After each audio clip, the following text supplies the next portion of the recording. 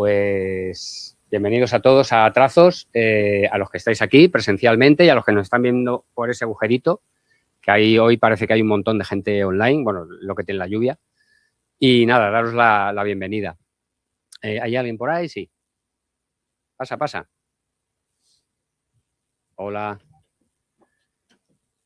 Bueno, daros la bienvenida, decía, y comentaros. Hoy tenemos una visita un poquito especial, primero porque es un gran amigo desde hace muchos años, David Carrasco. Segundo, porque es un súper profesional. Han lanzado un pedazo de juego increíble, se llama Crisol, Theater of Idols, ¿vale? Y entonces es un súper juego. Hemos puesto, ¿cómo va a ser la cosa hoy? Obviamente, una charla, nos va a contar cómo ha llevado a cabo este súper proyecto.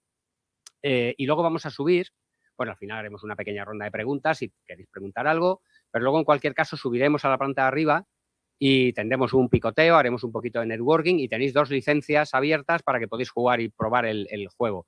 A mí me ha encantado, es una pasada. O sea, es un Assassin's Creed terrorífico con imagen española, ¿no? Con mucha cultura española. Está súper bonito, pero que lo cuente él, porque yo lo mismo es eso lo que a mí me ha parecido, ¿vale? Estoy mal, ¿no? Estoy equivocado. Bueno,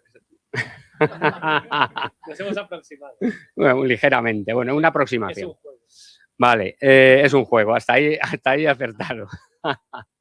Vale. Bueno, pues nada, entonces estaremos aquí un ratito, unos 50 minutos calculamos, más o menos. Os contará un poquito la historia de Crisol y a mí me ha encantado, la verdad es que es un pedazo de juego. Así que nada, cualquier cosita, las preguntas las dejaremos para el final. Y poco más, yo estaré por aquí para cualquier cosa que necesitéis. Así que un aplauso para David.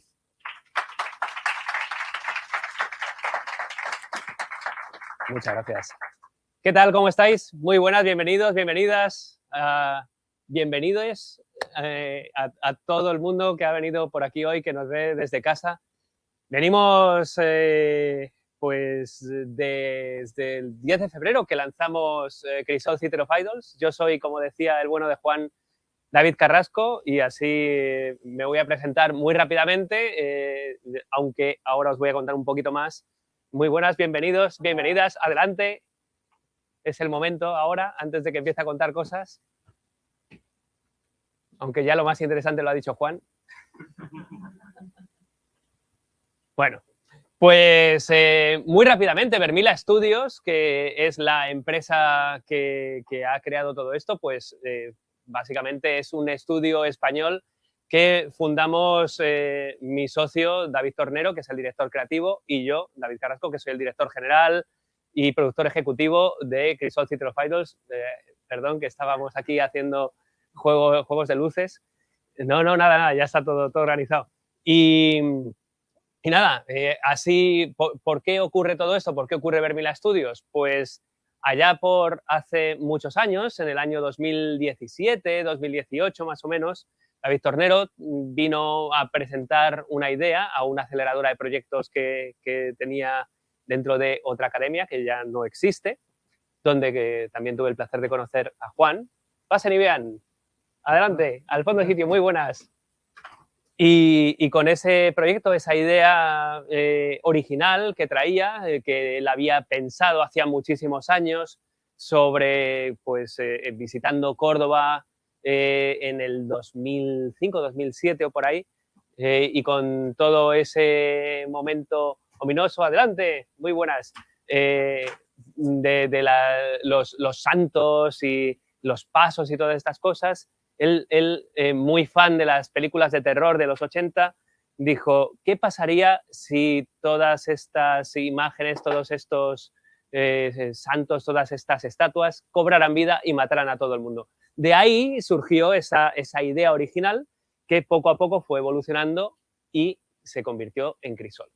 Entonces, con ese proyecto que vino en 2018, 2019, lo llevamos a crear un prototipo con unas cuantas personas de una manera colaborativa, y en 2020 creamos ya el estudio como tal, como empresa. Una vez habíamos ganado un premio, un galardón que se llama Epic Mega Grant, que otorga Epic Games, que es una empresa que hace motores de videojuegos y también juegos como Fortnite, que a lo mejor os suena. Y bueno, pues con ese premio y la idea de continuar el proyecto hacia adelante, pues ya creamos el estudio y empezamos a avanzar con él. Y después de eso, pues en no demasiado tiempo fuimos adquiridos por una empresa muy grande de videojuegos que se llama Embracer Group, allá por mediados finales del 2020. En 2023 nosotros nos recompramos y volvemos a ser independientes, y en 2024 cerramos nuestro acuerdo de financiación o publicación con Blumhouse Games. Entonces yo creo que aquí podemos ver toda esta evolución que os estaba contando, donde pues entre medias hemos ganado unos cuantos premios. Aquí no aparece porque soy un pobre hombre y se me ha olvidado añadirlo, pero hace un par de días ganamos otro premio en la GDC, que es una feria que hay la semana que viene en San Francisco. Entonces, pues esta evolución son casi 10 años de esfuerzo para llegar al punto en el que estamos aquí. Activamente, lo que se dice, creando este proyecto, que es algo que nos preguntan muchos alumnos o muchas personas que quieren crear proyectos como este, pues han sido más de 5 años y podríamos decir que más de 20 personas. Entonces, voy a presentar así el videojuego para el que no lo conozca y después vamos a hablar de muchas cosas, tanto de números del videojuego, cosas del videojuego, etc.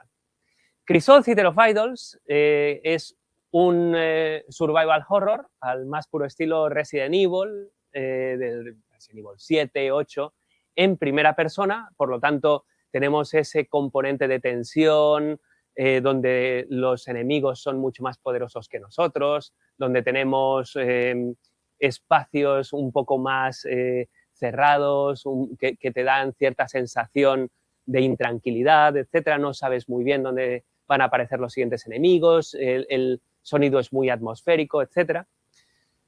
A ese componente de survival horror le hemos añadido una capa visual bastante potente, muy cercana a un BioShock, a Dishonored, juegos que tienen un aspecto visual pues llamativo, con ese aspecto brillante que se separa un poquito de la realidad por tener unos colores muy fuertes, por tener ciertas deformaciones que te dan sensación de estar en la realidad, pero no. Y también esa construcción del mundo que te cuenta más cosas de las que te cuenta directamente, que los espacios, los carteles, el texto, lo que ocurre ahí, está todo hablándote a la vez sin que tú tengas que estar activamente leyendo cada elemento que te dejamos ahí. Sí hemos añadido algunas cosas, como por ejemplo ecos del pasado que te cuentan más historia y tal, pero es para aportar un extra de narrativa. El juego, pues como acabo de decir, contiene narrativa, puzzles, acción, tiene un aspecto folclórico importante, que hemos obtenido elementos socioculturales de España, artísticos, arquitectónicos, etcétera, de muchas ubicaciones y de muchísimos momentos en el tiempo. Y además, eso que hemos intentado hacer, además ha llevado muchísimo tiempo. Luego vamos a ir viendo un poquito, paso a paso, muchos de esos elementos, pero el componente de arte conceptual, de estudio, de investigación y de creación del mundo ha sido bastante denso, porque no queríamos que, bueno, pues vamos a hacer una españolada, así que vamos a poner todas las cosas que son de España. No, había que investigar bastante y crear nuestro propio mundo con una semejanza, basándonos en ello, pero sin exprimirlo. Luego lo veremos, como os digo. En Crisol tomas el papel de Gabriel, que es el capitán de los Tercios del Sol, que es una orden religiosa del país, del mundo de Hispania, que sigue las órdenes divinas del dios Sol. El dios Sol, en esta ocasión, le ordena a Gabriel ir a la isla de Tormentosa, donde hay un lugar que dice que es una catedral, donde ya no siguen sus preceptos, sus guías, y que él tiene que ir a investigarlo y a solucionarlo. Y cuando empezamos el juego, pues nos encontramos que Gabriel despierta después de que parece que haya naufragado en una playa en la isla de Tormentosa. Y ahí empieza todo, ahí empezamos a descubrir las cosas. Voy a intentar no hacer demasiados spoilers, no contaros demasiado sobre el juego. Muy buenas, adelante, por favor. Y así lo podréis disfrutar más si no lo habéis jugado ya. Así que con estas ideas, que yo creo que más o menos dan una base de lo que va el juego, vamos a pasar a los números, que yo creo que es algo pues primordial a la hora de enfrentarse a una producción. Y, por supuesto, cuando nosotros empezamos esto, no nos planteamos hacer algo tan grande, pero la vida es así. ¿Qué ha creado Crisol? Pues lo hemos creado en total 22 personas. David y yo somos, digamos, los fundadores de la empresa, pero hay un equipo increíblemente excepcional de talento detrás que se ha encargado de hacer realidad pues tanto la visión creativa, artística, de diseño, etcétera, de David, como los pasos de ejecución, de producción que se iban estableciendo por mi lado, ¿no? Con más de 5 años de desarrollo, como os decía, en todo ese tiempo, ¿qué hemos podido crear? Pues aquí veis unos pequeños ejemplos, más de 2.000 assets de 3D, que no son pocos y además algunos son más básicos, pero yo creo que si habéis jugado al juego y si no, luego vamos a ver aquí unos cuantos ejemplos, veréis que son assets bastante profundos. Más de 500 animaciones y cinemáticas. En algunos casos son loops de animación. Si habéis hecho algo de animación de videojuegos, sabréis que hay ciclos, bucles de animación que hay que crear para muchísimos personajes, enemigos, etcétera. Y luego también hay otros componentes que son muy buenas. Las cinemáticas, que es más la animación en escenas, ¿no? Películas que vemos durante el juego. Más de 700 ilustraciones y concepts. De aquí vamos a derivar eso que os comentaba de la investigación. Cuando tú te planteas crear un juego basado en España, basado en Japón, basado en un gofre, basado en lo que vosotros queráis, vais a tener que, para darle esa base buena, para poder crear con cierta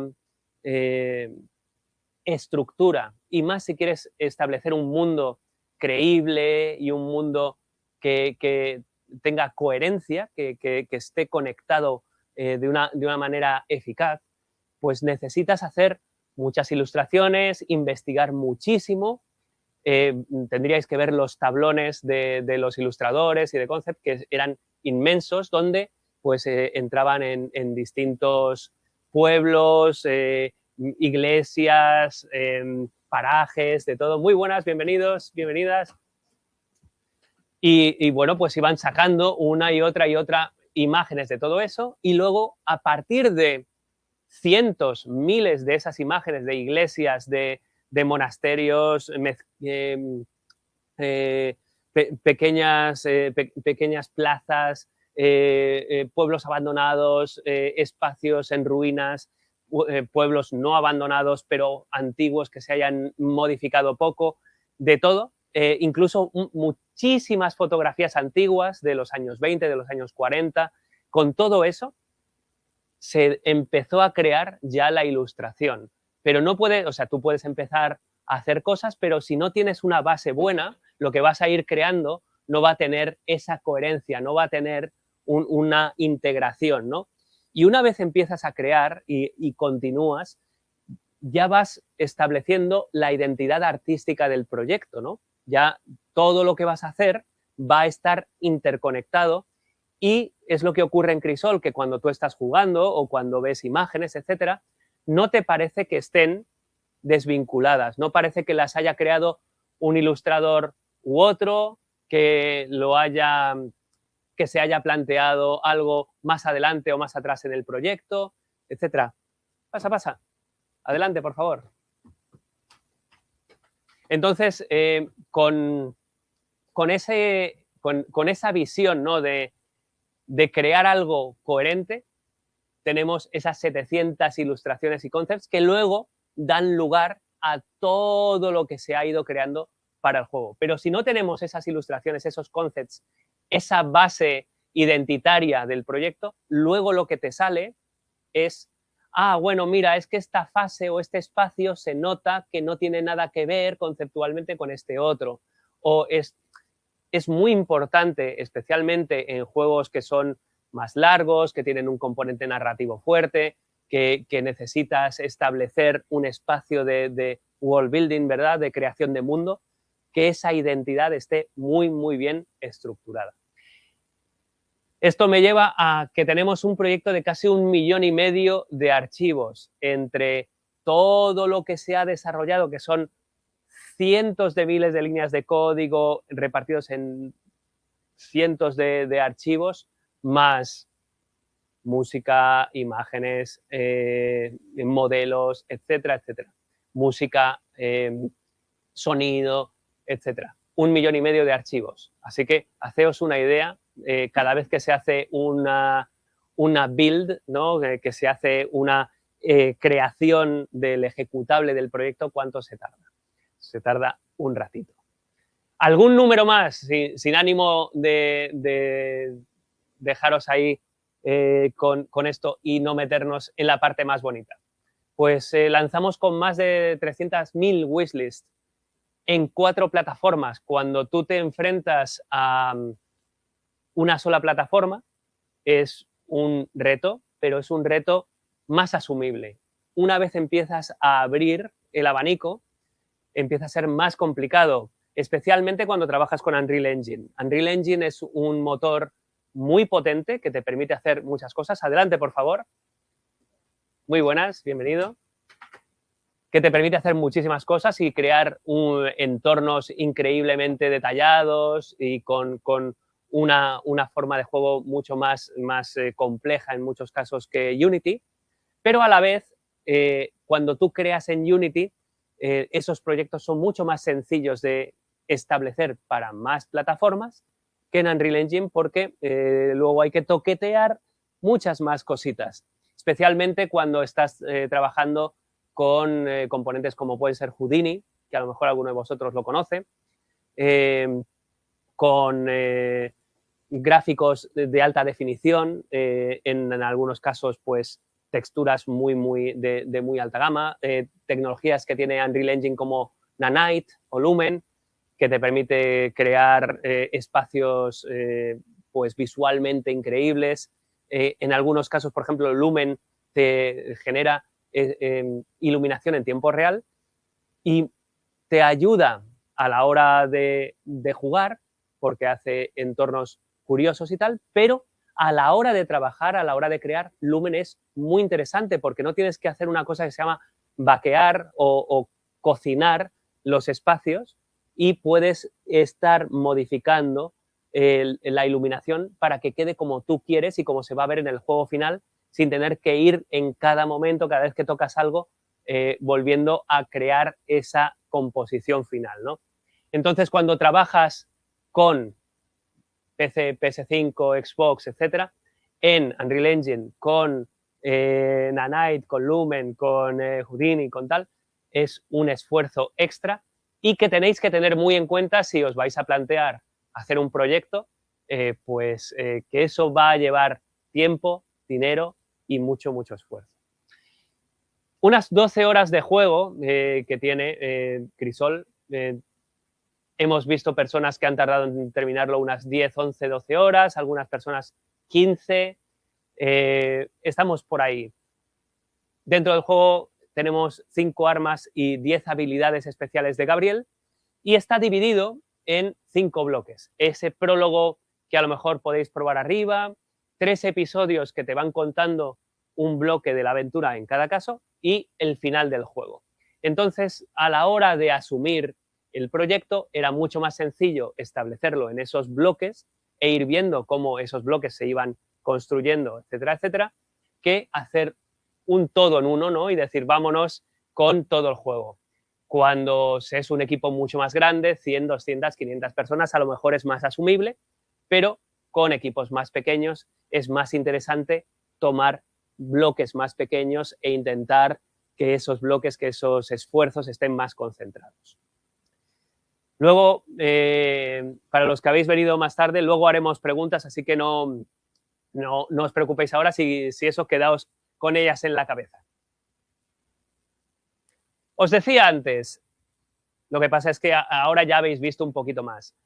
Hemos querido meter en el juego mucha cultura española, pero no queríamos hacer una parodia, lo que yo digo en muchas ocasiones, una españolada, ¿no?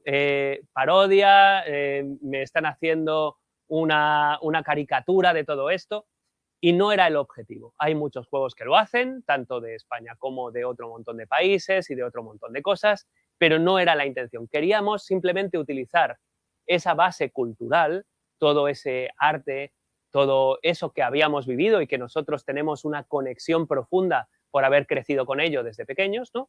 Y emplazarlo en el juego. Y de esa manera hablamos de algo que nosotros conocemos profundamente y, por otro lado, hay personas que van a tener la misma conexión emocional y otras personas que lo van a ver como exótico y posiblemente interesante, que sea ese aspecto de no lo conozco, pero me llama la atención, que muchos de nosotros a lo mejor hemos vivido con la cultura japonesa, la cultura china, coreana, americana, yo qué sé, hay muchísimos ejemplos, tanto en videojuegos como en cultura popular, que nos llevan a tener esa idea de me llama la atención, quiero descubrir más, ¿no? Entonces era lo que queríamos hacer. No tirar de tópicos y estereotipos, aunque si lo ves muy de refilón puedes decir, ah, mira, han utilizado una chaquetilla de torero o han puesto unas patatas bravas. Vale, sí, son tópicos o estereotipos, pero queda todo integrado en el mundo. No he hecho el juego, el Patata Brava Simulator, ¿no? De esa manera, cuando queda integrado en el mundo, te parece natural y te parece que es parte de lo que estás viviendo, ¿no? Es parte de esa aventura, parte de esa ciudad de Tormentosa, etcétera. No es algo que hemos puesto para que te llame la atención, ay, fíjate, han puesto unas patatas bravas, ¿no?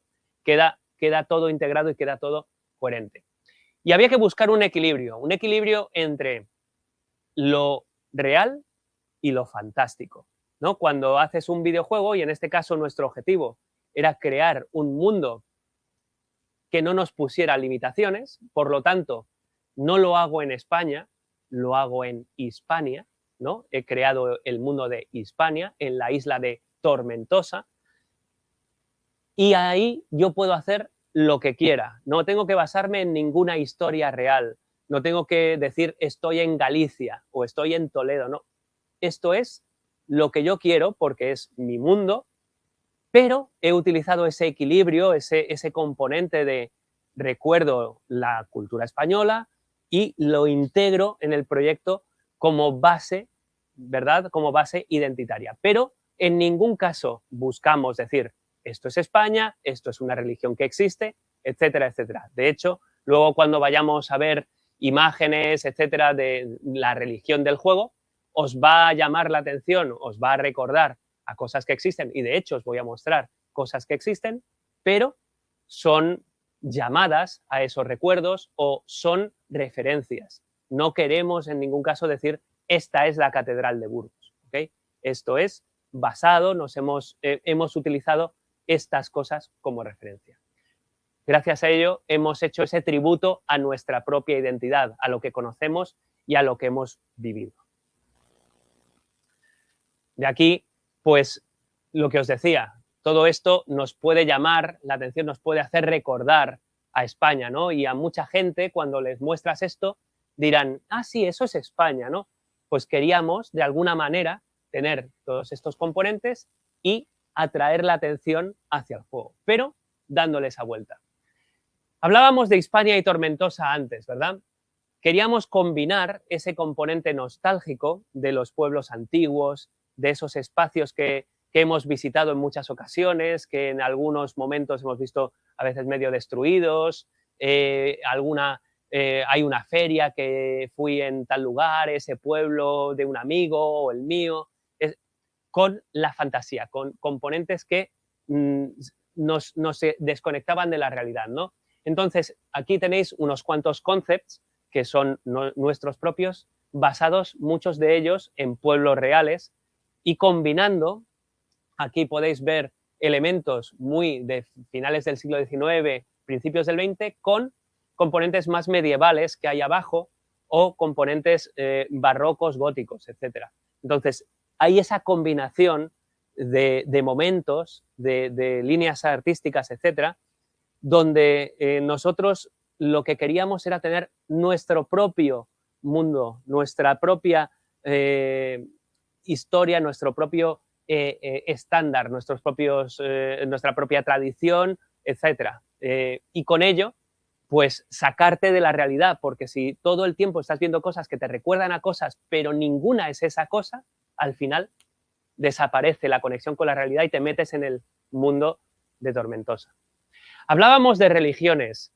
Las religiones principales del juego son la religión del sol y el culto al mar, ¿no? Y nosotros hemos utilizado estos dos elementos de culto, estos dos elementos religiosos, porque eran los más originales, eran los que han estado siempre ahí, ¿no? Desde, aquí tenemos algunos ejemplos, desde Egipto, cultura azteca, tenemos la India, Roma, Grecia, etc.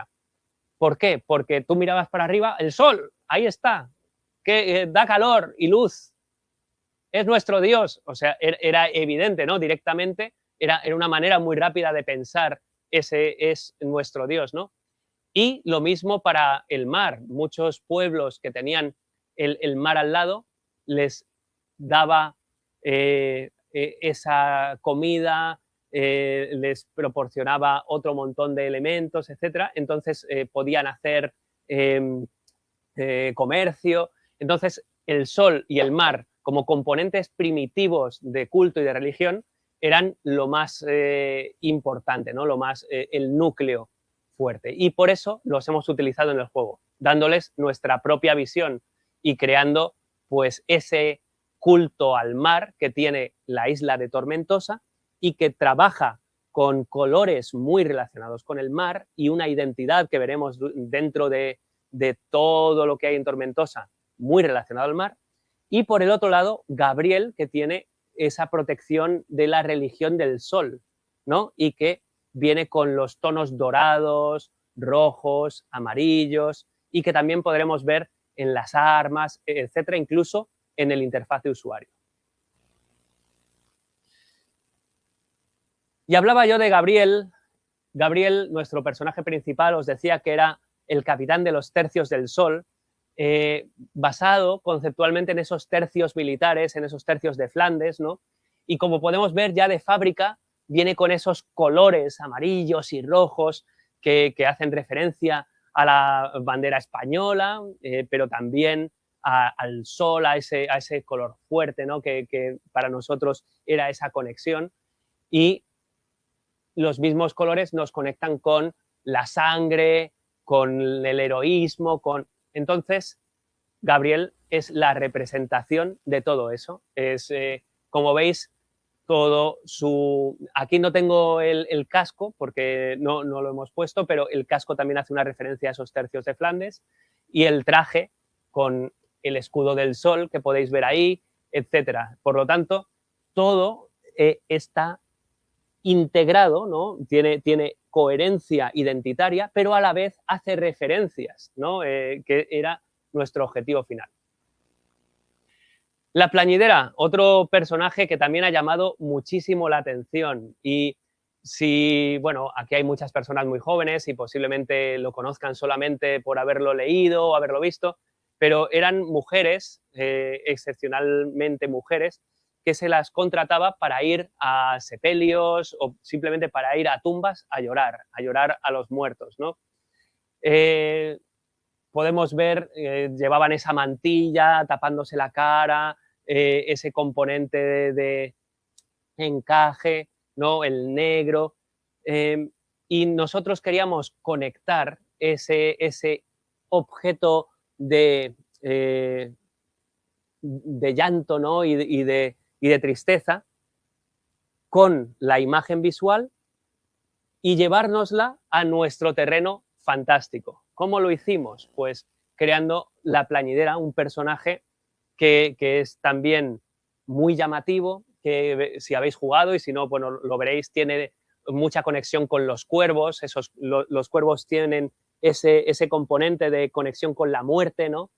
Entonces, hay esas plumas, ese tabaco también que nos puede llevar a recordar a la muerte, ¿no? El encaje, la mantilla, todo eso que puede desentonar si vemos las imágenes anteriores, ¿no? Decimos, esto aquí no podemos encajar la misma imagen. En Crisol, que nada es real, ¿no? Tiene ese hiperrealismo, no nos desconecta del juego, sino que nos llama la atención el personaje, nos llama la atención su ropa, nos llama la atención su forma de hablarnos, es la persona que nos vende cosas y que nos cuenta alguna cosilla más en algunos momentos. Entonces es un personaje misterioso y que queríamos conectarlo con el misterio, con la muerte y todo ello a través de su aspecto y su forma de ser. Mediodía es ese personaje que es simpático, que intenta poner el contrapunto a la oscuridad que tiene toda la historia. Y bueno, pues como dentro del mundo de la cultura española está también la tauromaquia, ¿no? Lo que hicimos es tomar algunos elementos de ahí y jugábamos con ese tópico, con lo típico. Y en la tauromaquia hay muchos momentos de llamar la atención, de hacer una llamada tanto al público como al animal, y quisimos combinar todo eso a nuestra manera en el personaje de Mediodía, dándole ese aspecto con el gorro cordobés, el sombrero cordobés, ¿no? Esa chaquetilla que está reestructurada, etcétera, pero que, como os decía antes, en la realidad ver esto dirías, pero ¿quién va vestido así? En cambio, en el juego no te saca del juego, te parece que es parte de este mundo tan extraño y tan retorcido en el que nos encontramos, ¿no?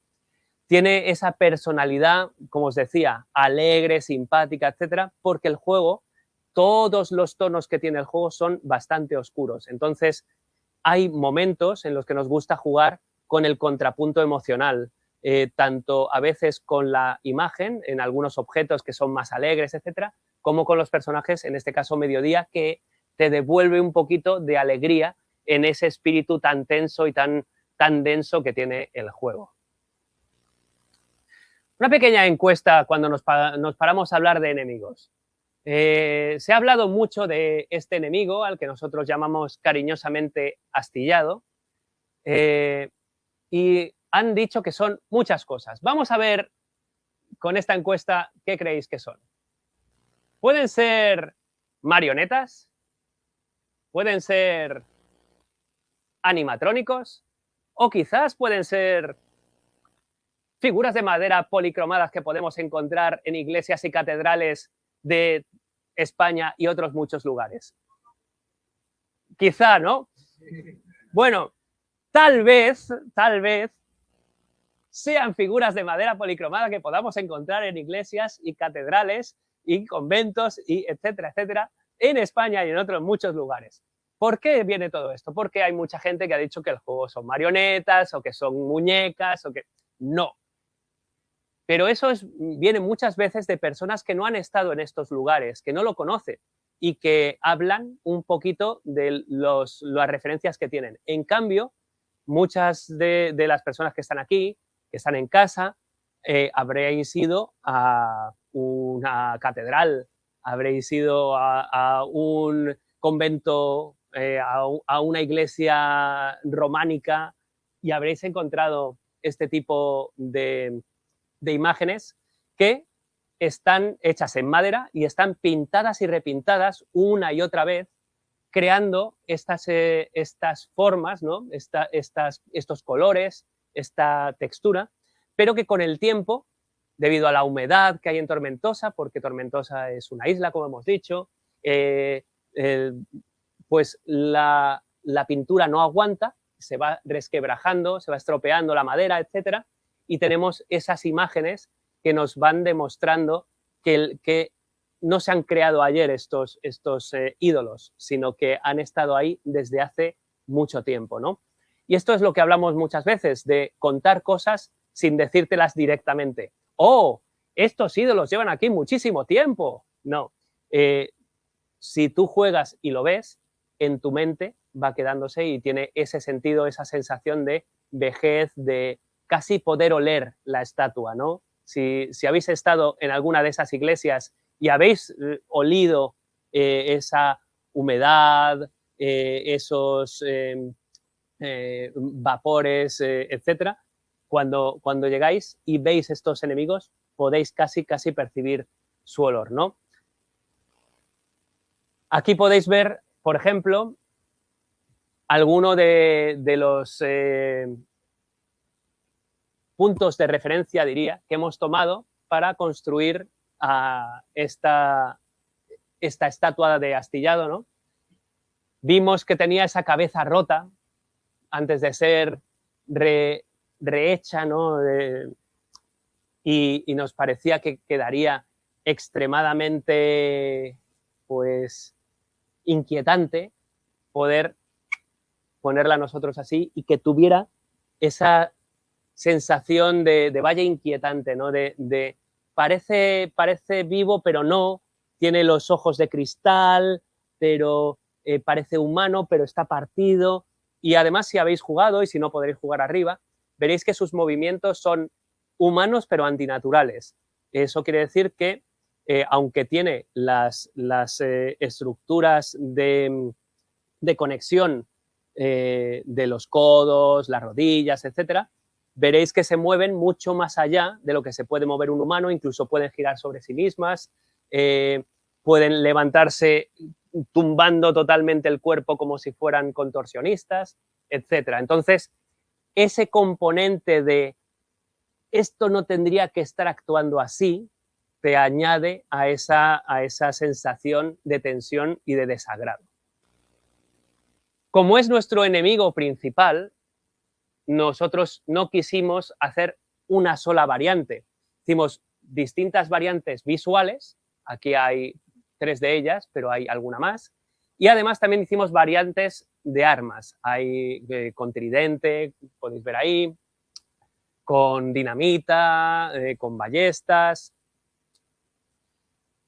Como hemos hablado antes, y os decía que veríamos ahora, los enemigos, al ser parte de la religión del mar, ¿no? Ese culto al mar, tienen escamas, ¿verdad? Podéis ver ahí las escamas. Tienen conchas, ¿no? Entonces, todo lo que vamos a ir viendo, que tiene que ver con Tormentosa, tiene esas referencias al mar. En cambio, Gabriel tenía referencias al sol. Dentro de los enemigos también tenemos a la clásica Dolores. Dolores, que habréis visto alguna imagen y también en el adelante, no, por favor, en ese tráiler, etcétera, un monstruo grandísimo. Pues aquí tenemos algunos de los componentes conceptuales que utilizamos. La Virgen de los Dolores, pero dándole un giro grotesco. Usamos también reliquias de distintos lugares y buscamos la combinación de hueso, porcelana y metal. ¿Qué es lo que hicimos? Al final, esto. Tenemos una especie de ser humano, pero que se ha deformado, se ha llevado al punto más oscuro y más desagradable, ¿no?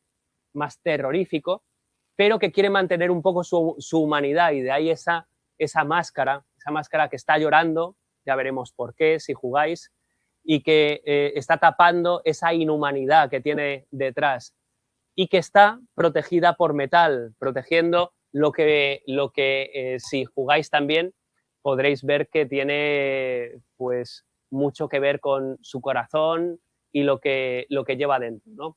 Ahí lo dejamos. Dentro de Tormentosa nos encontramos flora, fauna, etcétera, y decíamos que todo tiene que tener ese componente marítimo, ¿no? Porque estamos en un lugar donde todo ha mutado, todo se ha transformado, etcétera. Entonces, tenemos estos seres mitad pollo, mitad pez, ¿no? Los galluriones. Aquí tenemos caballos de mar, pero que son del tamaño de un caballo y que tienen patas, ¿no? Entonces combinábamos ese componente de exoesqueleto, pero a la vez branquias con las patas, etcétera, el ofiocorcel, que nos gusta llamarlo. Y este elemento de aquí, que es el ofiotauro, que es el animal más sagrado de Tormentosa, ¿no? Decíamos que queríamos combinar algo que fuera muy icónico de España, pero no queríamos decir olé, olé, toros, tal, no. Aquí lo hemos metido como algo que es un centro, un componente casi referencial, ¿no? de toda la ciudad, de toda la isla, ¿no? Incluso si jugamos, veremos que hay comida basada en los ofiotauros, que los usan también en sus ferias, etcétera. Y es la combinación también entre un toro y un pez. Ya existe este ser mitológico en el pasado, lo que hemos hecho es traerlo del pasado, por supuesto en mitología, ¿vale? No existe como tal, pero es un ser mitológico que existía y hemos tomado ese ser mitológico y lo hemos integrado en la cultura de Tormentosa. Aquí sí se supone que es real y es tan real y es tan importante que se integra en la cultura a los niños directamente, se hacen juguetes, se hacen figuras, marionetas, etcétera, que hagan la conexión ya a los niños y que puedan sentirse conectados a los ofiotauros desde que son pequeñitos. Y aquí veis algunos componentes que están dentro del juego y que nos dicen, los ofiotauros no solo os los cuento, sino que forman parte de la cultura popular, de estatuas gigantescas, de una barra de cerveza o de un espacio de teatro, ¿no? Entonces, al verlo, esa integración, eso queda plasmado como parte del mundo, no dices, ah, me han puesto una españolada aquí. No, lo hemos integrado en ello. Vamos a hablar de escenarios, ¿no? Y conectando con lo último que hemos visto, de escenarios, de espacios visuales. Nosotros hemos utilizado iglesias, catedrales, templos, etcétera, de toda España y de un montón de momentos, desde pues medievales, románico, prerrománico, gótico, yo que sé, hemos hecho una combinación a nuestro propio estilo, pero por supuesto dándole la vuelta de Tormentosa. Aquí tenemos, por ejemplo, la Catedral de Burgos y veremos ahí cómo, bueno, veréis en el juego cómo se ha planteado esa catedral. Cuando estás en el escenario, nosotros hemos visto todo este tipo de suelas, por ejemplo, el solado, ¿no? De casas, patios, etcétera, y se nos ha quedado en el imaginario común. No, lo que hemos hecho es llevárnoslo a Tormentosa a nuestra forma, cambiando los colores en algunos casos, cambiando formas, etcétera, pero intentando mantener ese recuerdo y que no se vaya de la conexión que tienes mental. De la misma manera, pues aquí tenéis un ejemplo, esto es, si no recuerdo mal, un pueblo en La Rioja, estoy casi seguro, y hemos utilizado, en este caso, un ejemplo de decenas, si no cientos, de espacios donde tú lo ves y dices, ¿qué forma tiene? ¿No? Tiene como un codo, ¿qué me voy a encontrar después de ese giro? Y veo que hay un cambio de rasante, todo eso lo hemos llevado también, junto con, si os fijáis por aquí arriba, la maleza, los balcones, etcétera, hemos querido trasladarlo con las tejas, etcétera, llevándolo a nuestra forma de verlo, donde hemos dado una vuelta artística a todo eso y de ahí el hiperrealismo, ¿no? Vas a tener una ciudad tan pequeña con unas casas tan artísticamente construidas? Bueno, pues aquí sí, aquí Tormentosa sí lo hace.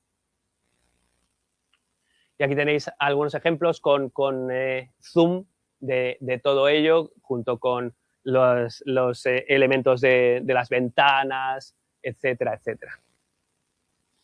Los interiores, cuando construyes un juego, cuando haces cualquier cosa, yo vengo de mundos grandísimos como pueden ser Nintendo, Electronic Arts, etcétera, y algo que siempre se quedaba era las cosas tienen que tener un sentido, ¿no? No puedes entrar en una casa y que haya 2 salones y ya está.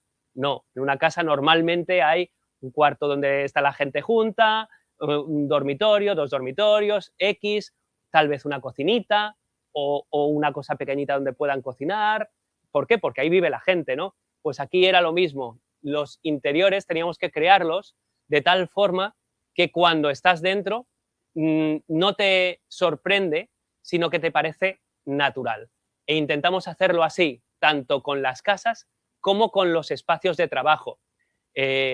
Hay fábricas, hay unas minas, hay tiendas y queríamos que no te llamara la atención cuando entras y dijeras, pero ¿quién va a poner esto aquí? ¿O por qué hay este tipo de tienda aquí junto con este otro? No, hemos intentado hacer que todo fuera coherente y tuviera un sentido. Lo mismo con la cartelería.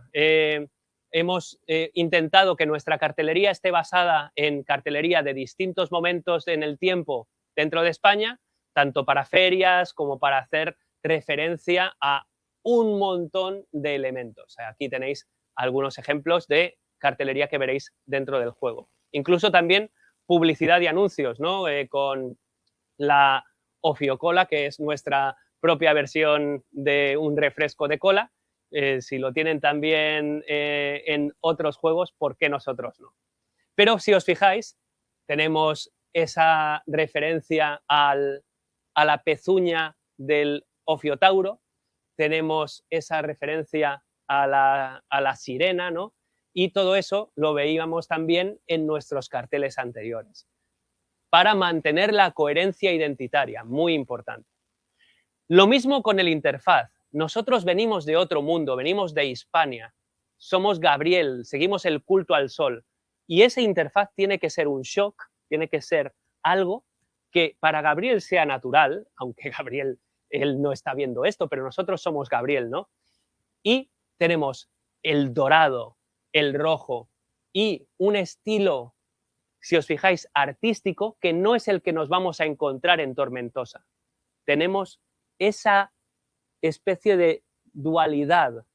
Si lo ves en un momento y no te paras a pensarlo, no te das cuenta, pero en realidad tenemos eso que nos permite jugar con Gabriel viene de un mundo muy distinto y todo te tiene que chocar cuando llegas a Tormentosa. Veis ahí pues todos esos componentes dorados y tal que tienen referencias a relicarios, espacios de iglesia, rosetones, etc. Lo mismo con las armas de sangre. Las armas de sangre vienen del sol. El sol es el que te transforma las armas normales a contenedores de sangre divina que permite atacar a tus enemigos. Y en lugar de trabajar con madera y acero, lo que ocurre es que estas armas, que son las que podemos encontrar en Tormentosa, se convierten en armas del culto al sol. Una vez más, trabajando con los dorados, los rojos, etc. Y haciendo una conexión directa con los relicarios que se utilizan para guardar cosas divinas en las iglesias, huesos de los santos, ropa, dientes, etc. Aquí, ¿qué es lo que están guardando? Sangre divina. Y hacemos esa conexión. Además, siempre, salvo el cuchillo que no tiene esa capacidad, siempre hemos dejado un espacio para ese almacén de sangre y que podamos ver en todo momento cuánta munición nos queda, no solamente en el interfaz de usuario, sino también solamente viendo cómo está el cargador de sangre cuando nos movemos, sabemos cuánta sangre nos queda para disparar. Y ahí hay un componente de las recargas memorables y dolorosas.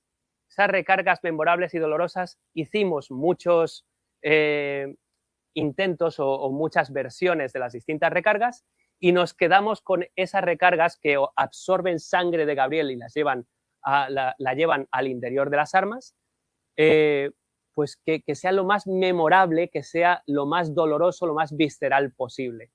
Y creemos que hemos conseguido que la gente las recuerde bastante. Así que nada, con esto yo quería agradeceros vuestro tiempo, vuestras ganas para venir en un día de lluvia como hoy, a las personas que están en casa también, que hayáis disfrutado un poquito de esta construcción del mundo de Crisol, que tanto nos ha llevado. Está disponible ahí para que podáis jugarlo en Steam, para PlayStation 5, para Xbox Series SX, a un precio excepcional. Y nada, agradeceros muchísimo y doy paso a Juan por si quiere decir alguna cosilla. Muchísimas gracias. Bueno, muchas gracias, David. A ver, vamos a hacer un momentito así de preguntas, respuestas, así rapidito, ¿vale? Y ahora subiremos, que yo tengo hambre, no sé vosotros. Así que picaremos algo y podremos saludar a David en persona y podréis echar unas partidas, etcétera, ¿vale?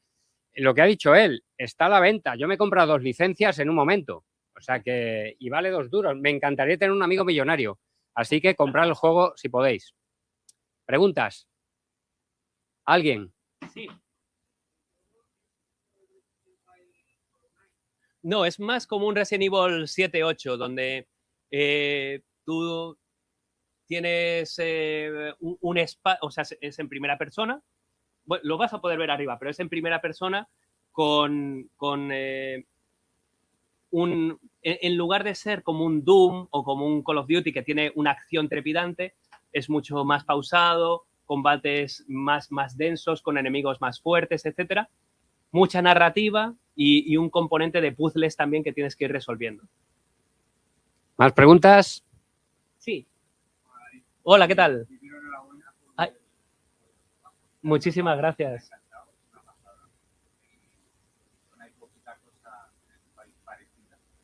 Gracias. Aquí hay muchos alumnos y ya, sobre todo el tema de cuándo empezó el desarrollo, cuándo ha terminado, lo que cuesta sacar adelante un proyecto como este. Sin duda. Te quería hacer una pregunta un poco técnica. Por favor. Ya que hay más cantidad de alumnos y demás, para que sepan un poco de qué va la vaina. Has mencionado que habéis utilizado Nanite y Lumen en Unreal Engine. Sí. Es un dolor de muelas interesantísimo. Sin duda. El porting del juego, que es todo lo que hemos vivido. En algún momento hemos cogido, digamos, por el camino de eliminar esa opción. Y te quería preguntar, el juego empezó hace ya unos años en desarrollo. Yo entiendo que empezasteis a trabajar en él de una manera más tradicional y esa manera de pivotar a esas tecnologías me imagino que la habréis hecho durante el desarrollo. No creo que hayáis usado Lumen y Nanite desde el principio, ¿no?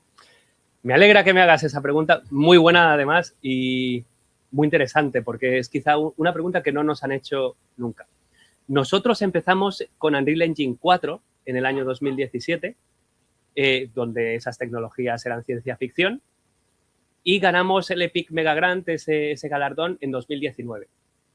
Con ello nos dieron una especie de entrada para la beta de Unreal Engine 5, una beta que yo creo que me ha quitado años de vida, porque ahí decía activar no sé qué, le dabas y el proyecto explosionaba, decía tienes que chequear la tercera opción, había 2, cosas así. Entonces, en esos momentos era bastante hardcoreano, pero la transición ocurrió en algún momento entre 2020 y 2021, para que tengas una idea. Y si vais a la presentación de lanzamiento de Unreal Engine 5, cuando lo presentó Epic Games, sale una especie de tablón así muy grande con estudios y sale el nuestro abajo porque estábamos ya utilizándolo desde el principio. ¿Eso significa que lo utilizamos desde el principio con gran felicidad?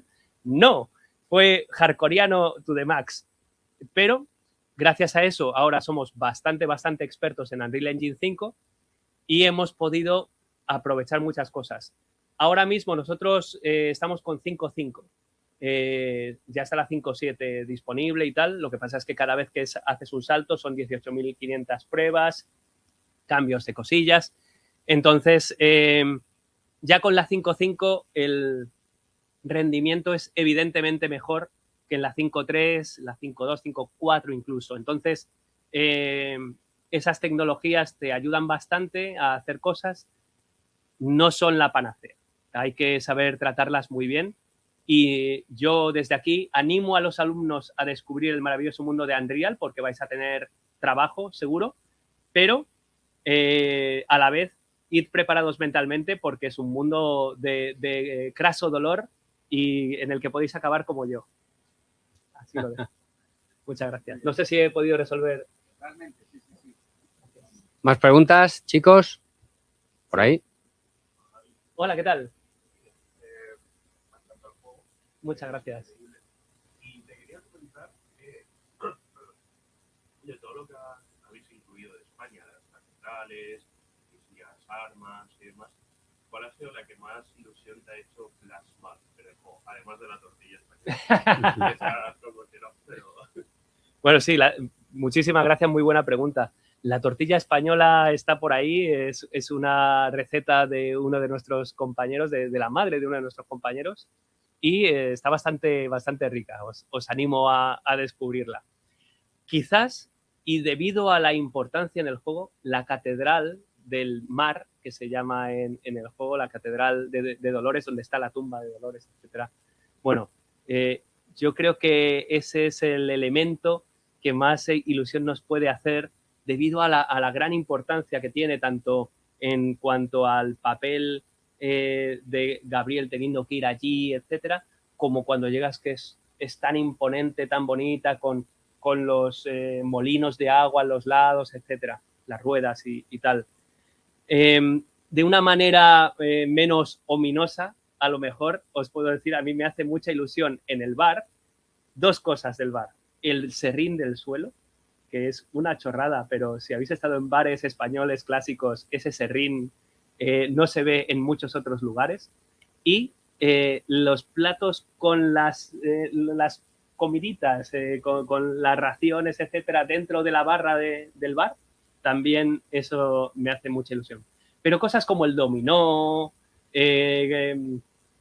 algunos elementos que podemos encontrar en las casas, los frascos de boticario, por ejemplo, todo eso son cosas que me parecen muy bonitas y que creo que han gustado mucho al equipo retratado.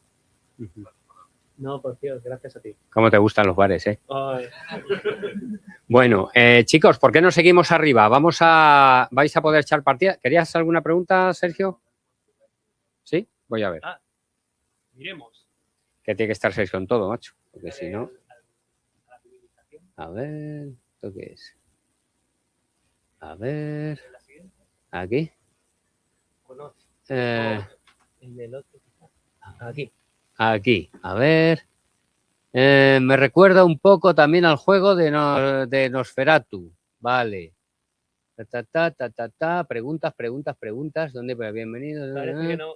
Sí, Pues por no. ahí comentan ese Comentarios, sí. componente de recuerdo de BioShock Infinite. Mira, hay uno que ya compró el juego. Alejandro ya compró el juego. Gracias, Alejandro. Todo muy bien pensado. Vale. Sí, son comentarios. Pero no veo. No, a ver, aquí. Ahora sí. Jo, macho. Sergio, quédate aquí. Gracias. Más difícil de diseñar. Bueno, no sé si Juan va a querer que responda a todas, pero intentaré ir más o menos rápido. Difícil de diseñar, todos tienen su dificultad, pero yo creo que la plañidera es un personaje tan misterioso y que parece sacado de fuera de Tormentosa, ¿no? Que yo creo que es un elemento que había que trabajar un poco especialmente, ¿no? Y yo creo que llevó un poquito más de esfuerzo. ¿Por qué es tan barato? La segunda. Bueno, hay dos porqués, ¿no? El primero es, somos un estudio desconocido con un juego desconocido. que aunque nosotros hayamos estado trabajando un montón de tiempo en el juego y hayamos hecho todo lo que hayamos podido para que sea guay, pues al final queremos llegar a una audiencia global con un juego que muy poquita gente conoce. ¿Cuál era la manera de intentar que no tuviera esa barrera de entrada? Pues reduciendo el precio, por un lado, y poniendo la calidad lo más alta posible. Entonces, cuando la gente juega, se lo cuenta a sus amigos, oye, pruébate este juego que es guay y tal. Ah, cuesta 18 euros, 17 y pico, ¿no? Y no se lo piensan 2 o 3 veces, directamente se lo compran. Y además, la segunda parte es, hay algunos territorios que para nosotros son muy importantes, por ejemplo, Latinoamérica, que tienen una conexión sociocultural muy fuerte con España y lo hemos notado muchísimo, y que tener un perfil de precio más bajo es mucho más accesible para ellos, que normalmente tienen un poder adquisitivo inferior. Entonces, queríamos que el juego fuera tan accesible para ellos como para nosotros dentro de lo posible, y por eso también hicimos esa reducción de precio. Vale, vale. ¿Tu monstruo favorito? Siguiente pregunta. mi monstruo favorito... ¿O tu personaje favorito? Bueno, si nos referimos a enemigos, para mí quizá mi favorito es la vidriera. Y lo dejo ahí, si no habéis jugado, que descubráis la vidriera. Vale. ¿Tienes algún artbook del juego? Internamente hay muchas cosas. Estamos pensando en la posibilidad de crear un artbook, pero digamos vendible en tienda, etcétera. Pero es algo que tenemos que trabajar con Blumhouse, que es nuestro publisher, y que lleva un tiempo. No es instantáneo. Además tiene pues toda esa parte de montaje, etcétera. Seguid atentos. Estamos en ello. Vale, pues última, quedaba una. ¿Cómo manejas manejas el desarrollo del proyecto? O sea, ¿utilizas software de pipeline tipo Sí. Shotgun, tipo, yo qué sé? Tenemos, por un lado, Jira, para la gestión más pura, y luego hay un software de gestión de videojuegos que es muy interesante, que se llama Hack and Plan, y tiene un coste en licencia bastante accesible, y además es más visual, mucho más llevadero para el personal artístico, que a lo mejor no está tan acostumbrado al tecleo y a tal de los desarrolladores, etcétera. Entonces, utilizamos esos dos softwares. Uh-huh. Pues vamos a beber y a comer, ¿no? Venga, veo ahí... No, ya estaba, ¿no? Con la localización principales. Ah, bueno, sí, está en la cámara de no, ahora. Es que por ahí dicen que si podríamos hacer una ruta con las localizaciones principales. Podríamos poner algunos ejemplos, pero es que hay... Pero no quieres. Tantísimas. O sea, es que, de verdad, hablamos de irnos por toda la península en un montonazo de siglos, y sería una locura. Podríamos intentar hacer algunas marcas de referencia, como por ejemplo he dicho, esa catedral de Burgos, que hace una base referencial importante para nuestra catedral, pero no es la única. Hay otro montón. Y si jugáis, ya veréis que si habéis estado en otras catedrales, diréis, pues esto de aquí me recuerda a esta otra catedral, más que a la de Burgos. Y es posible que nos hayamos basado en ello. Uh-huh. Y también, yo qué sé, ha habido, como os decía antes, elementos de religión que nos hemos basado en elementos antiquísimos, en Mesoamérica, yo qué sé, hay muchas cosas que van más allá de lo que podemos contar en una ruta básica. Pero a lo mejor se puede intentar hacer algo así. Maravilloso, pues un fuerte aplauso para David.